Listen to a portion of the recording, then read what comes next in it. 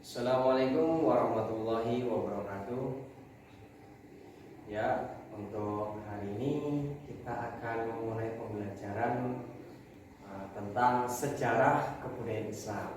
Untuk itu, marilah kita memulainya dulu dengan bacaan basmalah bersama. Bismillahirrahmanirrahim. Lalu alangkah baiknya marilah kita menambahnya dengan membaca doa memulai pembelajaran. Bismillahirrahmanirrahim. Subhanakallahumma wa bihamdika asyhadu an la ilaha illa anta astaghfiruka wa atubu ilaik. Ya, gitu ya. Nah, pada hari ini Bapak akan menjelaskan tentang sejarah kebudayaan Islam. Nah, apa materinya? Materinya itu tentang latar belakang. Jadi sejarah Madinah atau yang dulu kalanya dikatakan Yathrib itu bagaimana latar belakangnya sebelum kedatangan Islam. Yang kedua, hijrahnya Nabi Muhammad SAW ke kota Yathrib atau Madinah.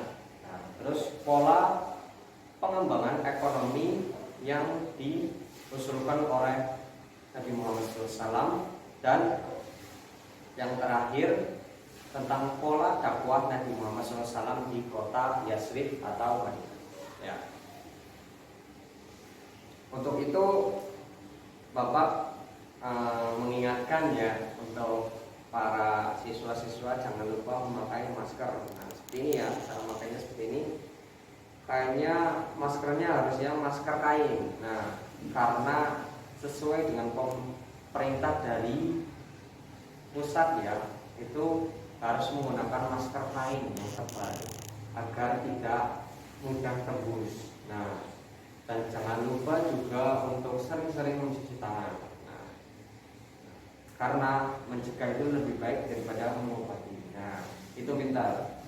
Nah, kita akan langsung masuk ke dalam pembelajarannya.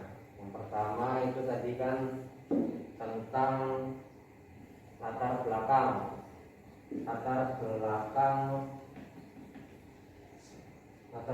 Madinah ya, Madinah atau Yathrib sebelum Islam masuk. Nah, sebelum Islam masuk, ada yang tahu nggak? Oh, nggak ada yang tahu ya. Oke. Yang pertama itu dari sisi agama, agama atau kepercayaan. Nah, di sini ada yang tahu nggak agama atau kepercayaan yang dianut masyarakat Yathrib sebelum masuk Islam? Yang sudah pasti bukan Islam ya, pada sebelum Islam. Nah, yang pertama itu ada Yahudi. Yang kedua ada Nasrani. Yang ketiga ada Paganisme atau kepercayaan tentang penyembahan berhala, penyembahan patung-patung. Nah,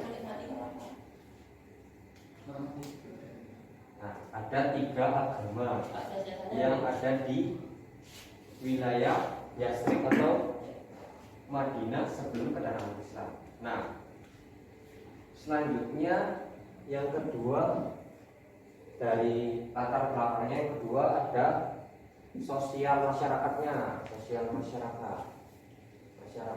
Nah, di Madinah sendiri sosial masyarakatnya itu mereka seperti Mekah begitu. Mereka terdiri dari kabilah-kabilah atau suku-suku. Nah, yang pertama suku Aus ya, bukan Haus ya, suku Aus. Yang kedua suku Kharij ya, seperti inilah. Nah, ini suku asli dari Madinah. Nah, kalau suku Aus ini mendiami mendiami dataran tinggi seperti kalau di sini ya Batu Raden dan kawasan Gunung Panteng dan sebagainya. Ya, dataran tinggi Gunung Slamet lah, ada Bumiayu, ada Purbalingga dan sebagainya. Nah, terus kalau yang di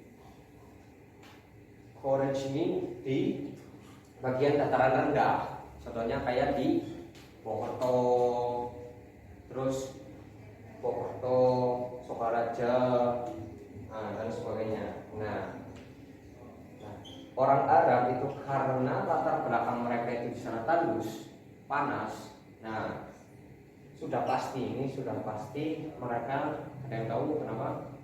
Ya benar, mereka itu suka yang namanya perang, suka yang namanya kekerasan dan sebagainya.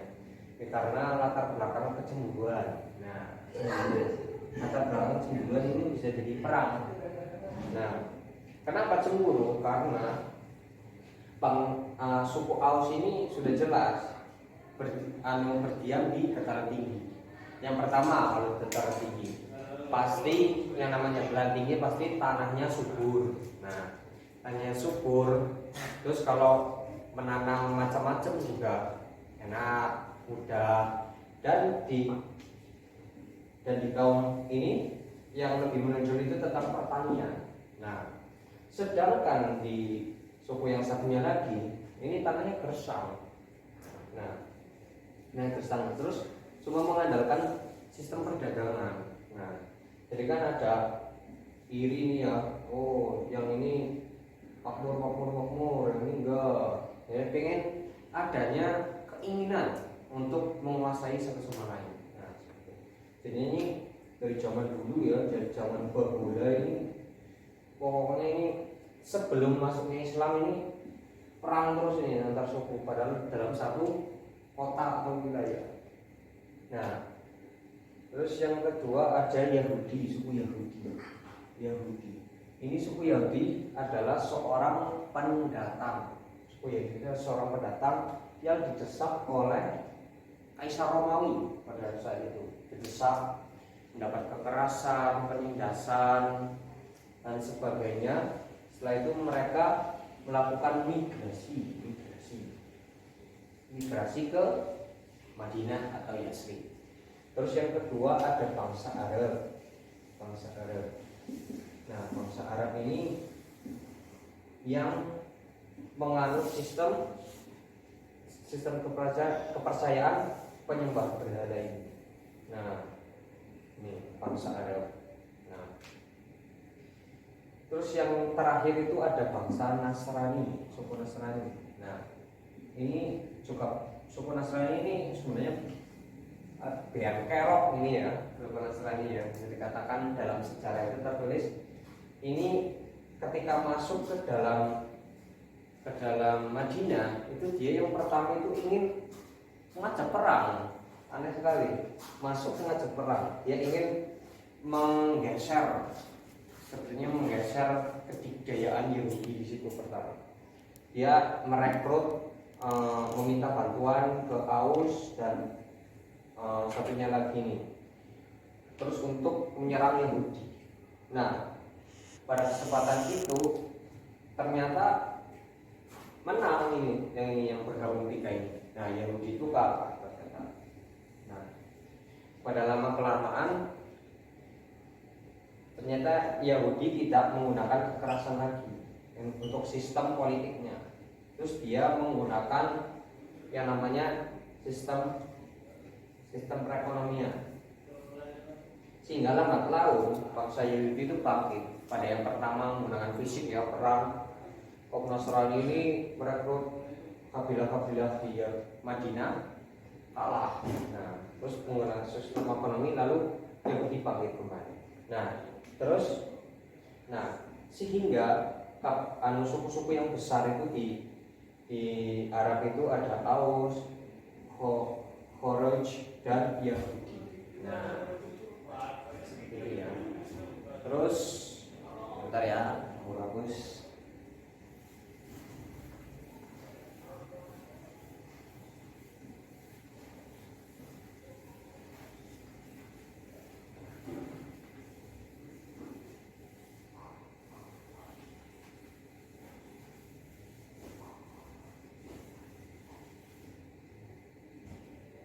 Lalu gambaran umum sistem ekonomi di Madinah sebelum Islam datang. Nah, gambaran umumnya ya, yang pertama, mereka itu sistem pertaniannya sangat maju. Walaupun mereka itu digolongkan kepada wilayah yang gersang, tetapi mereka itu tidak terlalu gersang gitu. Nah, hasil pokoknya yang utama itu adalah kurma dan anggur. Nah, ini sangat menjadi primadona kalau di Madinah ini sebagai kekuatan utama dari sistem perdagangannya, kurma dan anggur. Nah, lalu kita lanjutkan ke, jadi seperti ini ya. Nah, terus kita lanjutkan ke asal muasal kenapa Rasulullah SAW itu sebelum hijrah itu asal muasal kok bisa ke Madinah gitu ya, kok ada linknya gitu ya. Asal muasalnya itu karena suku di sana itu, suku di Madinah itu, Madinah ketika itu perperan antar suku. Nah, suku di Madinah itu caranya kalah, satu sukunya itu kalah. Nah, terus dia pergi ke Mekah itu ingin meminta bantuan kepada pemimpin Quraisy. Nah, ternyata kok kebetulan kok ketemu sama kanjeng Nabi Muhammad SAW. Lalu dibacakan ayat-ayat Al-Quran, kok tertarik gitu ya. Nah tertarik kok, ternyata mereka berdua ya. Nah, teman satunya itu tetap mengingatkan bahwa tujuan utama kita adalah untuk meminta bantuan kepada Quraisy. Nah, ternyata ditolak. Nah, itu mungkin menjadi cikal bakal kenapa kok orang Madinah itu bertemu dengan kanjeng Nabi gitu. Cikal bakalnya. Nah, terus yang kedua kita membahas tentang hijrah Nabi Muhammad SAW ke Madinah. Yang kedua hijrah ke Madinah. Nah, ini bukan sembarangan ya. Nah, Nabi Muhammad SAW pergi ke hijrah ke Madinah ini bukan tanpa alasan, bukan karena ingin kabur dan karena ingin sebagainya lah. Terus kenapa ini Nabi Muhammad hijrah ini turun surat di surat, kalau nggak salah di surat Hijr. Nah, ini turun surat untuk perintah bahwa kanjeng Nabi Muhammad SAW untuk melakukan hijrah. Nah, kebetulan juga Nabi Muhammad SAW juga merasa bahwa dirinya memang butuh untuk hijrah ke Madinah. Nah, karena yang pertama tekanan dari kaum kafir Quraisy. Nah, kaum kafir Quraisy ini tahu loh, kok bisa tahu Nabi Muhammad itu punya rencana menghijrah. Oh, tahu, dia langsung membabi buta dalam penyiksaannya, entah adanya boikot dan sebagainya. Nah, ini mau nggak mau Nabi Muhammad SAW melakukan hijrah. Di samping Nabi Muhammad SAW diperintah untuk melakukan hijrah. Terus kenapa Nabi Muhammad SAW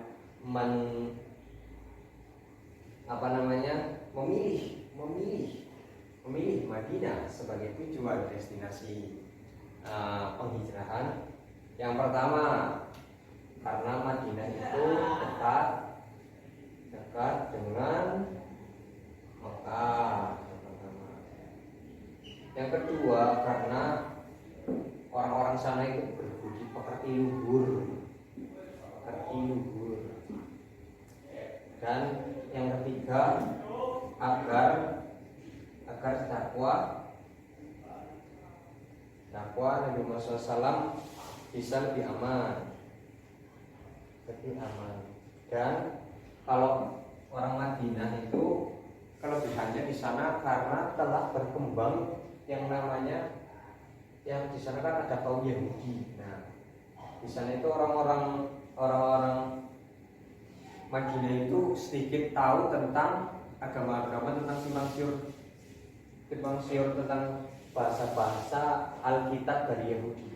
Nah, di situ ditulis bahwa sebenarnya nanti akan ada nabi baru. Nah, bahwa tahu, jadi ketika ada yang namanya Islam itu, orang itu Madinah ya, ada Islam, ada agama baru, mereka itu sangat mudah untuk menerima dan mempercayainya. Ya alasannya ya, karena terdesak kafir, terus karena di sana berbudi pekerti luhur.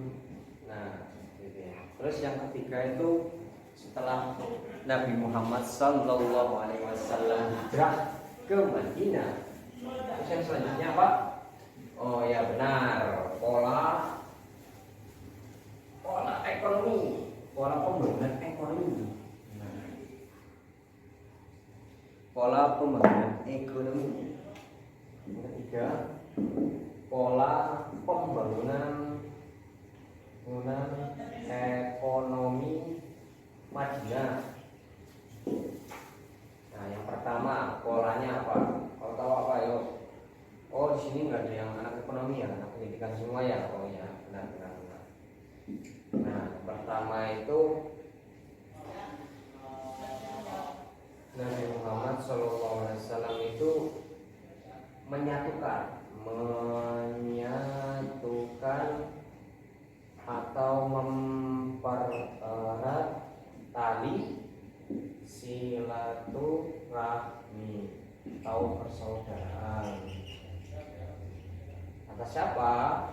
Kaum Ansor dan Muhajirin. Sebagai catatan, ini kaum Ansor adalah kaum Madinah dan Muhajirin adalah kaum yang Mekah yang melaksanakan hijrah dari Mekah ke Madinah. Nah, ini membangun yang namanya persaudaraan. Kalau nggak kenal kan nggak sayang ya, itu peribahasanya seperti itu. Itu memang benar kenyataannya di dalam praktek kita di kehidupan nyata, memang seperti itu. Terus yang kedua itu Nabi Muhammad menyuruh kepada kaum Muhajirin. Nah, untuk kaum Muhajirin dan kaum Ansor untuk membuat sebuah lapangan pekerjaan. Nah, agar kiranya nanti kaum Muhajirin ini tidak menyusahkan, dalam artian memang kaum Ansor ini menerima apa adanya. Orang Muhajirin itu kaya, entah menyusahkan dan sebagainya, tapi dalam hatinya orang Muhajirin tidak mau. Masa datang ke kota orang untuk cuma mau menyusahkan saja, mau tidur-tiduran tok dan sebagainya. Kan kaum Muhajirin tahu diri, orang Arab itu sangat menekankan tentang harga diri. Nah, terus mereka membuat lapangan pekerjaan. Terus yang ketiga itu Nabi Muhammad SAW menyuruh untuk kaum Muhajirin yang memiliki pengalaman, modal, nah, untuk mengembangkannya sendiri di Madinah, berdagang dan sebagainya. Terus yang keempat, Nabi Muhammad SAW menyuruhkan untuk kaum muhajirin yang tidak memiliki modal. Nah, tidak memiliki modal untuk bertani. Nah, ya, untuk bertani di ladangnya kaum Ansor dan sebagainya untuk memenuhi kebutuhan sehari-hari. Nah, terus yang kelima itu, jadi mereka bersatu untuk membangun ekonomi. Jadi bersatu padu untuk mengembangkan ekonomi. Nah, seperti itu ya. Ada pertanyaan sebelum ini? Oh, ada ya? Oh, ada. Coba. Mas Tio mau tanya ya? Oh. Mas Tio mau tanya apa? Sebentar ya, apa perlu ini dulu, hapus.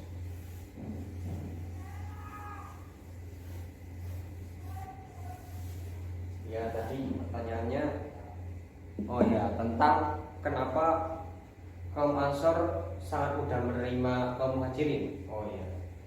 Nah, kenapa kaum Ansor itu sangat mudah menerima kaum Muhajirin?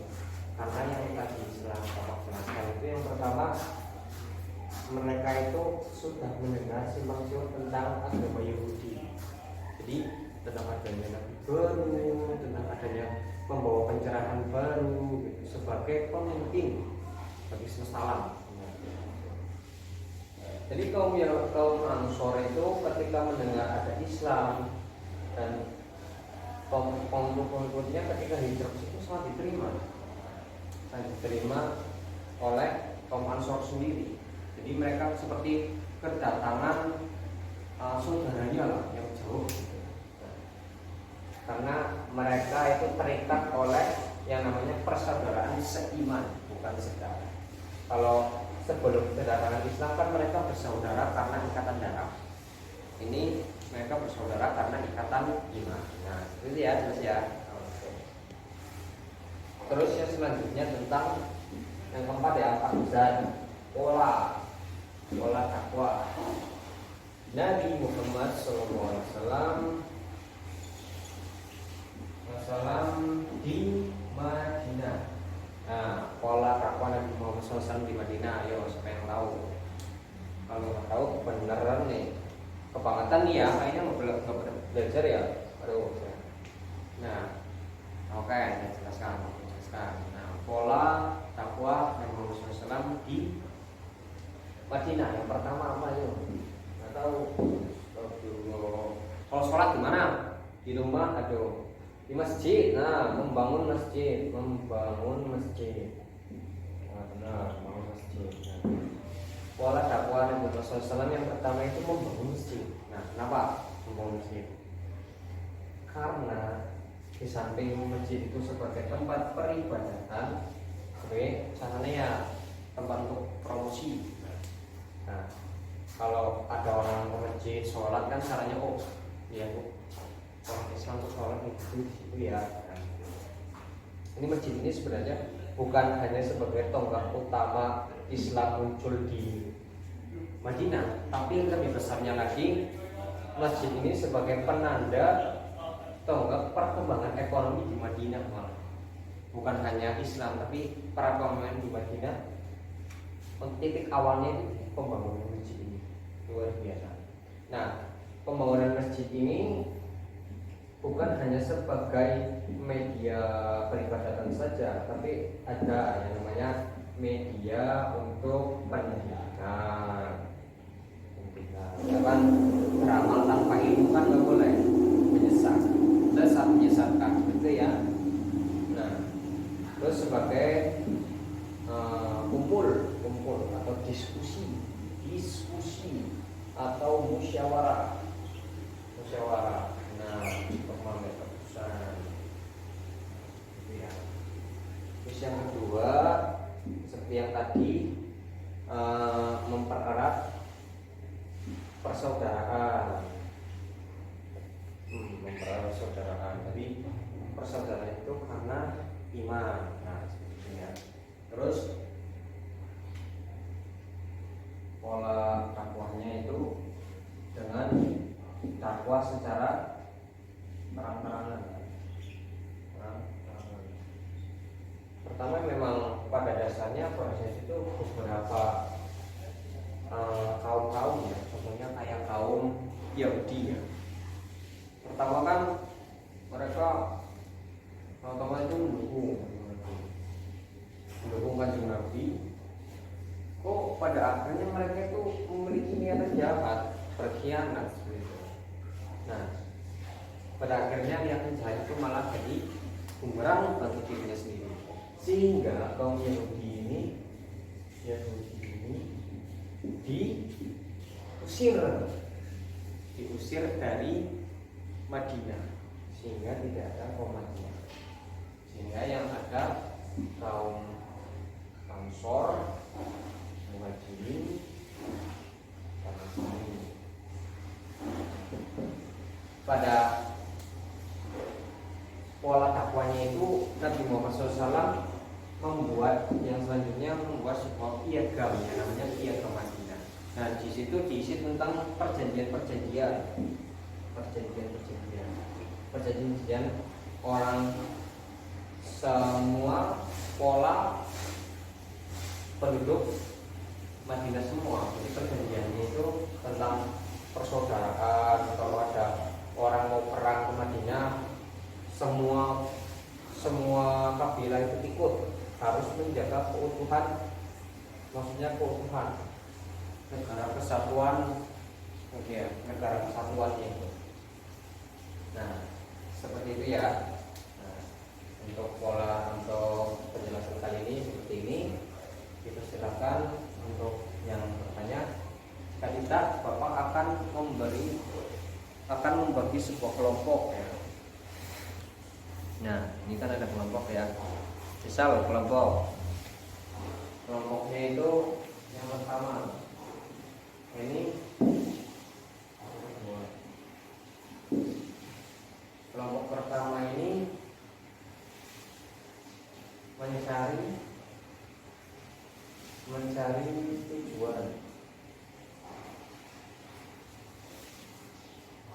tujuan dakwah Nabi dari sudut pandang perkembangan ekonomi. Yang kedua ini mencari alasan pembangunan masjid sebagai dasar perkembangan Islam di Madinah. Oke, itu ya, kakak. Mau kasih waktu semenit saja, jangan lama-lama. Oke, ya ini ya ditumpuk ya. Oke, siap. Bapak bacakan hasil diskusinya. Yang pertama, pola tujuan dakwah Nabi dari segi ekonomi. Nah, di sini ditulis karena Nabi Muhammad SAW mengembangkan ekonomi untuk mempererat persatuan. Ya, benar ya. Jadi Nabi Muhammad mengembangkan dakwahnya lewat jalur ekonomi terlebih dahulu untuk menguatkan daripada fisik terlebih dahulu rohani, fisik dan rohani, agar mereka kuat. Nah, betul, dari kelompok satu. Dari kelompok dua, dari kelompok dua ini tentang dasar, kenapa kok masjid dikatakan sebagai titik dasar ya? Oh ya, ini masuk. Masjid kenapa sebagai titik dasar? Karena masjid sebagai tempat pendidikan dan sarana aktivitas peribadatan. Ya, benar, masuk. Ya, seperti itu ya. Mungkin ada pertanyaan lagi dari teman-teman sekalian, dari anak-anak. Oh, ada. Apa pertanyaannya? Oh, waktunya sudah selesai. Oh, jangan. Nggak boleh gitu lah, tanyanya nggak boleh gitu ya. Pak Guru kasih tanya pertanyaan ini. Pak Guru kasih pertanyaan. Ketika Rasulullah hijrah, itu kan Rasulullah SAW mendapat tekanan sebelum hijrah ya, mendapat tekanan dari kaum kafir Quraisy. Nah, sekarang kenapa sih kaum kafir Quraisy sangat menentang Nabi Muhammad SAW dan ajarannya, menentang ajarannya? Padahal itu kan kaum Quraisy dari Bani Hashim. Nah, coba silakan. Oh ya, Tio, silakan. Oh ya benar Tio, ya benar ya seperti itu ya. Jadi benar dari penjelasan Mas Tio tadi bahwa karena ajaran Islam itu ditakutkan mengancam daripada agama nenek moyang daripada kaum kafir Quraisy, yaitu menyembah berhala. Walaupun dari Bani Hashim sendiri itu kan kaum yang sangat terpandang ya. Nah, di sini ada titik tersembunyi ya. Saya jelaskan sedikit saja ya. Titik tersembunyi. Di situ ada pamannya Nabi itu Abu Thalib. Nah, dalam sejarah itu kan tidak dikatakan bahwa Abu Thalib itu masuk Islam ya. Terus sebenarnya husnuzon fakuri ya, husnuzon fakuri itu Abu Thalib itu menyembunyikan keislamannya. Jadi seperti ini. Jadi ketika kaum kafir Quraisy ini menyerang Nabi Muhammad SAW, nah, yang melindungi kan jelas Abu Thalib. Nah, ketika kafir Quraisy ini melihat Abu Thalib ini masih mengetahui ya, yang ditahu kan kaum kafir Quraisy bahwa Abu Thalib masih berpegang teguh pada ajaran nenek moyang. Jadi ketika mau diserang itu, oh, dia itu teman saya gitu, dia seagama dengan saya dan sepemikiran dengan saya. Oh saya jadi tidak jadi dan menyakiti Nabi Muhammad SAW. Mungkin ini adalah sebuah trik kalau saya pandang. Kalau Pak Guru sendiri melihat ini Abu Thalib ini yang kenapa Abu Thalib ini merahasiakan agamanya itu, sejarah itu dikatakan sebagai belum masuk Islam katanya. Menurut Husnuzon Pak Guru itu dia menyembunyikan agamanya, keislamannya untuk melindungi Nabi. Ya, seperti itu ya, sedikit saja. Mungkin seperti itu aja ya materi dari Pak Guru dari hari ini. Untuk teman-teman yang sudah melakukan diskusi sungguh luar biasa, anak-anak sekalian, dilanjutkan untuk belajar yang rajin dan berkaitan. Jangan lupa untuk tetap mematuhi protokol kesehatan di saat pandemi seperti ini, seperti memakai masker seperti ini, masker kain ya, jangan masker yang tipis ya, nggak boleh masker kain. Terus mencuci tangan dengan sabun serutin mungkin ketika kita memegang sesuatu, ketika kita makan dan sebagainya. Terus hindari dari dalam kerumunan. Kerumunan itu kerumunan yang orang-orang dari penjuru lain. Ya. Kalau semisal kumpul sama keluarga nggak apa-apa, karena itu dalam satu ruangan. Itu saja dari Bapak, kurang lebihnya saya mohon maaf. Sekian, marilah kita tutup pembelajaran pada malam hari ini dengan bacaan doa kafaratul majlis. Subhanallahumma wa bihamdika asyhadu an la ilaha illa anta astaghfiruka wa atubu ilaik. Assalamualaikum warahmatullahi wabarakatuh.